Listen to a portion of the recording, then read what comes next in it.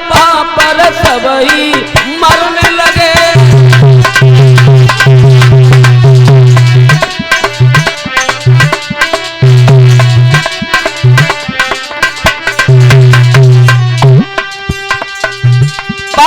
झड़के मौसम में जैसे वृक्षों से पत्ते झड़ते हैं,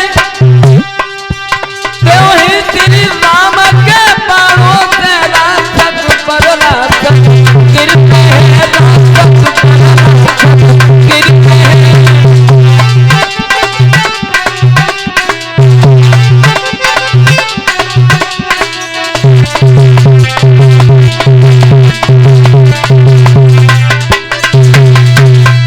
स्वाहा स्वाहा की जब धुन हुई है तो राक्षस निकल निकल करके आने लगे और भगवान श्री राम और शेष अवतारी लक्ष्मण धनुष बाण लिए खड़े हैं और सब राक्षसों को मारते गए।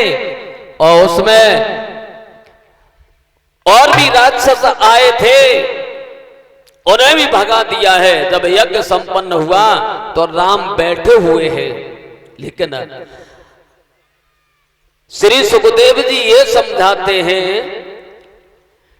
जब भगवान श्री राम गुरु के पास बैठे हुए हैं और गुरु की सेवा में लीन हैं, तब तक क्या देखा है कि इधर महाराज जनक के घर में जो सीता प्रकट हुई थी, उन सीता ने बचपन में वो धनुष रखा हुआ था, वो धनुष उठा लिया। अब धनुष उठाया तो उन्होंने देखा जो धनुष किसी के हिलाए से हिलता नहीं था, ये धनुष मेरी बेटी ने उठा लिया है, तो शादी उसी से होनी चाहिए जो बराबर का हो। ये सीता कौन थी? ये सीता बताया जाता है कि रावण की ही पुत्री थी।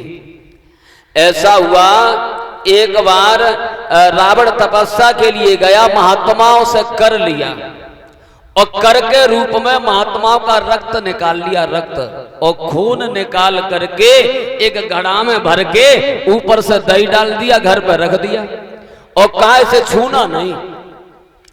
लेकिन ये बताया जाता है कि उनकी पत्नी ने उस आम समझ कर उसे पान कर लिया, उसी से वो गर्भवती हुई।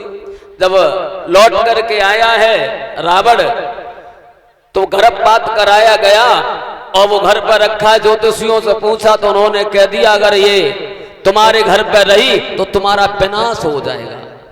ये लड़की है ना, तुम्हारे घर पे अगर रहेगी तो तुम्हारा विनाश हो जाएगा। और जिस राजा से आप ईर्षा करते हो उसके राज्य में से दबा दोगे तो वहां पर अकाल पड़ जाएगा।